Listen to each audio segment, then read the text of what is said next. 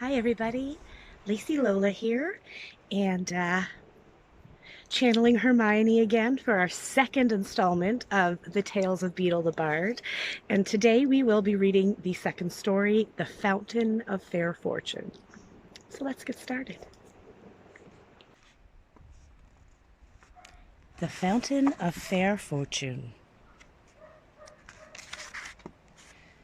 High on a hill in an enchanted garden, enclosed by tall walls and protected by strong magic, flowed the Fountain of Fair Fortune.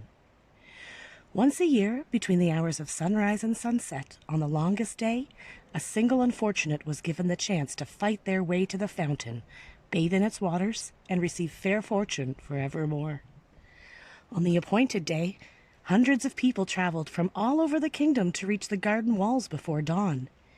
Male and female, rich and poor, young and old, of magical means and without, they gathered in the darkness, each hoping that they would be the one to gain entrance to the garden. 3 witches, each with their burden of woe, met on the outskirts of the crowd and told one another their sorrows as they waited for sunrise. The first, by name Asha, was sick of a malady no healer could cure. She hoped that the fountain would banish her symptoms and grant her a long and happy life. The second, by name Altheda, had been robbed of her home, her gold, and her wand by an evil sorcerer. She had hoped that the fountain might relieve her of powerlessness and poverty. The third, by name Amada, had been deserted by a man whom she loved dearly, and she thought her heart would never mend. She hoped that the fountain would relieve her of her grief and longing. Pitying each other, the 3 women agreed that, should the chance befall them, they would unite and try to reach the fountain together. The sky was rent with the first ray of sun, and a chink in the wall opened. The crowd surged forward, each of them shrieking their claim for the fountain's benison. Creepers from the garden beyond snaked through the pressing mass and twisted themselves around the first witch, Asha. She grabbed the wrist of the second witch, Altheda, who seized tight upon the robes of the third witch, Amada. And Amada became caught upon the armor of a dismal-looking knight who was seated on a bone-thin horse. The creepers tugged the 3 witches through the chink in the wall, and the knight was dragged off his steed after them. The furious screams of the disappointed throng rose up upon the morning, then fell silent as the garden walls sealed once more. Asha and Altheda were angry with Amada, who had accidentally brought along the knight. "Only one can bathe in the fountain. It will be hard enough to decide which one of us it will be without adding another." Now Sir Luckless, as the knight was known in the land outside the walls, observed that these were witches, and having no magic, nor any great skill at jousting or dueling with swords, nor anything that distinguished the non-magical man, was sure that he had no hope of beating the 3 women to the fountain. He therefore declared his intention of withdrawing outside the walls again. At this, Amada became angry too. "Faint heart," she chided him, "draw your sword, knight, and help us reach our goal." And so the 3 witches and the forlorn knight ventured forth into the enchanted garden, where rare herbs, fruit, and flowers grew in abundance on either side of the sunlit paths. They met no obstacle until they reached the foot of the hill on which the fountain stood. There, however, wrapped around the base of the hill was a monstrous white worm, bloated and blind. At their approach, it turned a foul face upon them and uttered the following words: "Pay me the proof of your pain." Sir Luckless drew his sword and attempted to kill the beast, but his blade snapped. Then Altheda cast rocks at the worm, while Asha and Amada essayed every spell that might subdue or entrance it. But the power of their wands was no more effective than their friend's stone or the knight's steel. The worm would not let them pass. The sun rose higher and higher in the sky, and Asha, despairing, began to weep. Then the great worm placed its face upon hers and drank the tears from her cheeks. Its thirst assuaged, the worm slithered aside and vanished into a hole in the ground. Rejoicing at the worm's disappearance, the three witches in the night began to climb the hill, sure that they would reach the fountain before noon. Halfway up the steep slope, however, they came across words cut into the ground before them. "Pay me the fruit of your labors." Sir Luckless took out his only coin and placed it upon the grassy hillside, but it rolled away and was lost. The three witches in the night continued to climb, but though they walked for hours more, they advanced not a step. The summit came no nearer, and still the inscription lay in the earth before them.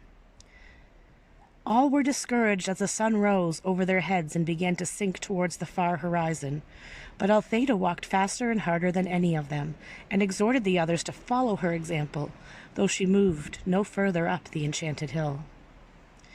"Courage, friends, and do not yield," she cried, wiping the sweat from her brow. As the drops fell, glittering onto the earth, the inscription blocking their path vanished, and they found that they were able to move upwards once more. Delighted by the removal of this second obstacle, they hurried towards the summit as fast as they could, until at last they glimpsed the fountain, glittering like a crystal in a bower of flowers and trees. Before they could reach it, however, they came to a stream that ran round the hilltop, barring their way. In the depths of the water lay a smooth stone bearing the words, "Pay me the treasure of your past." Sir Luckless attempted to float across the stream on his shield, but it sank. The three witches pulled him from the water, then tried to leap the brook themselves, but it would not let them cross, and all the while the sun was sinking lower in the sky. So they fell to pondering the meaning of the stone's message, and Amata was the first to understand. Taking her wand, she drew from her mind all the memories of happy times she had spent with her vanished lover and dropped them into the rushing waters. The stream swept them away, and stepping stones appeared, and the three witches in the night were able to pass at last on to the summit of the hill.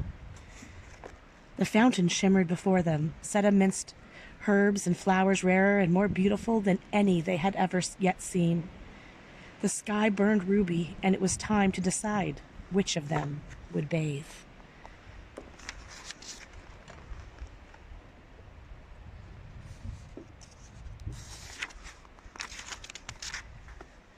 Before they could make their decision, however, frail Asha fell to the ground. Exhausted by their struggle to the summit, she was close to death. Her three friends would have carried her to the fountain, but Asha was in mortal agony and begged them not to touch her. Then Althea hastened to pick all those herbs she thought most helpful and mixed them in Sir Luckless's gourd of water and poured the potion into Asha's mouth. At once Asha was able to stand. What was more, all symptoms of her malady had vanished. "I am cured," she cried. "I have no need of the fountain. Let Althea bathe." But Althea was busy collecting more herbs in her apron. "If I can cure this disease, I shall earn gold aplenty. Let Amata bathe." Sir Luckless bowed and gestured Amata towards the fountain, but she shook her head. The stream had washed away all regret for her lover, and she saw now that he had been cruel and faithless, and that it was happiness enough to be rid of him. "Good sir, you must bathe, as a reward for all your chivalry," she told Sir Luckless. So the knight clanked forth in the last rays of the setting sun, and bathed in the fountain of fair fortune, astonished that he was the chosen one of hundreds, and giddy with his incredible luck. As the sun fell below the horizon, Sir Luckless emerged from the waters with the glory of his triumph upon him, and flung himself in his rusted armor at the feet of Amata, who was the kindest and most beautiful woman he had ever beheld. Flushed with success, he begged for her hand and her heart, and Amata, no less delighted, realized that she had found a man worthy of them. The three witches and the knight set off down the hill together, arm in arm, and all four led long and happy lives, and none of them ever knew or suspected that the fountain waters carried no enchantment at all.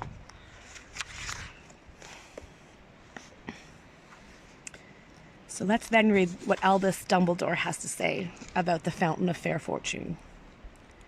The Fountain of Fair Fortune is a perennial favorite, so much so that it was the subject of the sole attempt to introduce a Christmas pantomime to Hogwarts festive celebrations. Our then herbology master, Professor Herbert Beery, an enthusiastic devotee of amateur dramatics, proposed an adaptation of this well-beloved children's tale as a Yuletide treat for staff and students.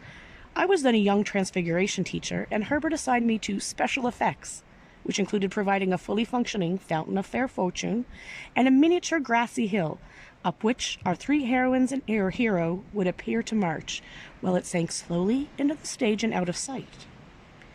I think I may say without vanity that both my fountain and my hill performed the parts allotted to them with simple goodwill. Alas, that the same could not be said of the rest of the cast. Ignoring for a moment the antics of the gigantic worm provided by our Care of Magical Creatures teacher, Professor Sylvanus Kettleburn, the human element proved disastrous to the show. Professor Beery, in his role of director, had been dangerously oblivious to the emotional entanglements seething under his very nose. Little did he know that the students playing Amata and Sir Luckless had been boyfriend and girlfriend until 1 hour before the curtain rose, at which point Sir Luckless transferred his affections to Asha. Suffice it to say that our seekers after fair fortune never made it to the top of the hill. The curtain had barely risen when Professor Kettleburn's worm, now revealed to be an ashwinder with engorgement charm upon it, exploded in a shower of hot sparks and dust, filling the great hall with smoke and fragments of scenery. While the enormous fiery eggs it had laid at the foot of my hill ignited the floorboards, Amata and Asha turned upon each other, dueling so fiercely that Professor Beery was caught in the crossfire, and staff had to evacuate the hall, as the inferno now raging on stage threatened to engulf the place. The night's entertainment concluded with a packed hospital wing. It was several months before the great hall lost its pungent aroma of wood smoke, and even longer before Professor Beery's head resumed its normal proportions, and Professor Kettleburn was taken off probation. Headmaster Armando Dippet imposed a blanket ban on future pantomimes, a proud non-theatrical tradition that Hogwarts continues to this day. Our dramatic fiasco notwithstanding, the Fountain of Fair Fortune is probably the most popular of Beedle's tales, although just like the Wizard and the Hopping Pot, it has its detractors. More than one parent has demanded the removal of this particular tale from the Hogwarts library, including, by coincidence, a descendant of Brutus Malfoy and one-time member of the Hogwarts Board of Governors, Mr. Lucius Malfoy. Mr. Malfoy submitted his demand for a ban on the story in writing. Any work of fiction or nonfiction that depends interbreeding between wizards and muggles should be banned from the bookshelves of Hogwarts. I do not wish my son to be influenced into sullying the purity of his bloodline by reading stories that promote wizard-muggle marriage. My refusal to remove the book from the library was backed by a majority of the Board of Governors. I wrote back to Mr. Malfoy explaining my decision. So-called pure-blood families maintain their alleged purity by disowning, banishing, or lying about muggles or muggleborns on their family trees. They then attempt to foist their hypocrisy upon the rest of us by asking us to ban works dealing with the truths they deny. There is not a witch or wizard in existence whose blood has not mingled with that of muggles, and I should therefore consider it both illogical and immoral to remove works dealing with the subject from our students' store of knowledge. This exchange marked the beginning of Mr. Malfoy's long campaign to have me removed from my post as headmaster of Hogwarts, and of mine to have him removed from his position as Lord Voldemort's favorite Death Eater.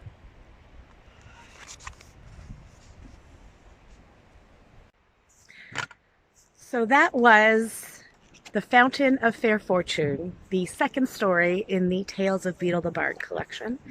Thank you for joining me, and thank you for staying through Albus Dumbledore's words on the story as well. I will have story 3 coming up soon. It's called The Warlock's Hairy Heart, so stay tuned for that. Stay safe, everyone. Remember, we can get through this. And don't forget my motto, which is Lola, my name, love often, laugh always. Bye, everybody.